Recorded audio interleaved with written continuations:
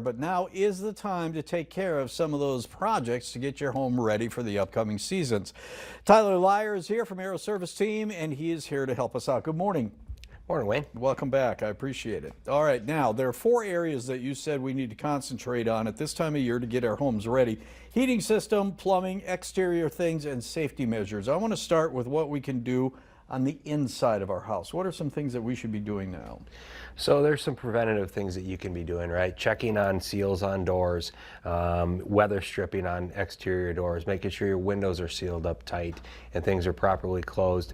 A draft through a door can create a huge uptick in your bill that you might not know about, just like kind of water running in a toilet consistently, and you see that big uptick. Same thing goes with the wind and the temperature change of how you'd seal that home up and make sure that you're not going to have a bunch of cold air drafting through. Now here's an area that we get talked about every year. People forget to do this every year, and that's disconnecting outdoor hoses. At what temperature are you in trouble? Because there are some, even last weekend we got down to 27 degrees in some places. At that temperature, can that cause damage already at that point? Absolutely. If that hose has water in it, it can push back into that house and crack that pipe. And like we talk about this in the spring with those spigots, you're never going to know they're broke until the spring when you come and you turn them on.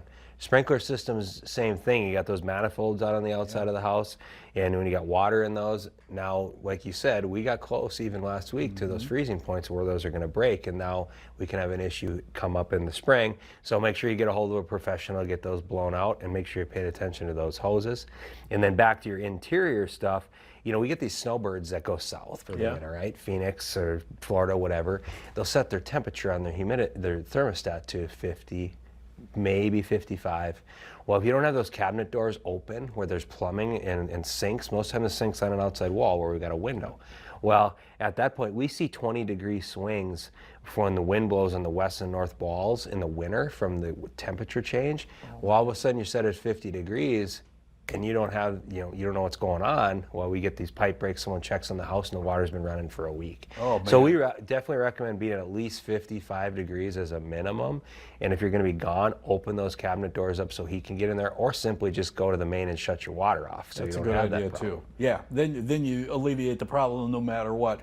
And the other thing is, and I growing up in a farmhouse, we did that all the time. When it got extremely cold, like you say, the kitchen sink is on an outdoor wall, not the interior walls where the bathrooms probably are and things like that. That's not the issue, but it's those exterior walls, and it's usually in the kitchen. So that's a great idea. And the other people too, like the people that are in mobile homes, definitely want to get out and make sure you're checking that heat tape so things aren't freezing up on you. And also when you get into those colder months too, if you traditionally had pipes freeze and you're in a mobile home, just letting that water trickle just a little bit and let it run will prevent that when you get into that cold week. So you don't have to pay somebody to come in and try and pump heat underneath there to try and thaw that thing out, and it can get very costly for the homeowner. And I thought of that when you said something about, your toilet running and always wasting water that way, but this is a situation where you do want a little bit of running water just to keep things flowing.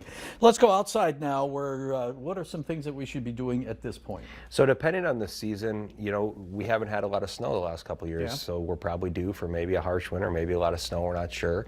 But paying attention to gutters, making sure they're clean and clear so that water can flow off. If that water can't flow off the house properly and we get big snow years, that's when we tend to see that ice build up in the gutters, and then that's when it pushes back and we get all those ice dams, which is, it's not fun for us, it's not fun for you, and there can be a lot of them, and it can be really painful for the homeowner to have to cut ceilings down, have water backing up into their house. Also, trying to get those ice dams off in the winter months is extremely difficult. Because it's under the shingles, right? It is, and then you're trying to not damage your shingles and your gutters and things like that. Because it's so cold. Yep, and also like trees around the house, make sure things are cleared away as best you can.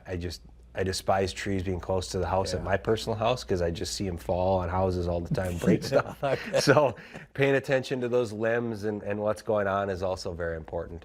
Okay, and people will say, we're down to a minute and we're not going to get everything covered here, but people say, oh, I've got these beautiful icicles hanging off my gutters. That's not a good thing, is it? No. You drive around town and you go to the older neighborhoods and we can just see people that have heat loss. Their attics aren't insulated properly and now they're iced up all the way across. And yes, they do look pretty, but many times that's a problem with attic insulation, airflow, gutters not being cleaned. I mean, it's a combination of things that's going to create some chaos in your house if you get a big snow year. All right, clean the gutters, check the roof, trim the trees back, caulking around the house. Those are things. Also, make sure your detectors, carbon monoxide, smoke detectors, those kind of things. They say to do that with the change of time coming up in early November. That's a great idea. Super important. All right, and you know, the most simple thing as far as your HVAC system is concerned is changing your filter. Yep, very easy, cheap to do, and it'll create better efficiency for you heating your home. Sounds great. Tyler, where do we find Aero Service Team? Check us out at aeroserviceteam.com, and we're at 2925 East Broadway Avenue in Bismarck. All right, thank you so much, sir. We'll see you next week, maybe in a couple of weeks. Yeah, 2 weeks. We'll see how it goes. All right. Thanks, Wayne.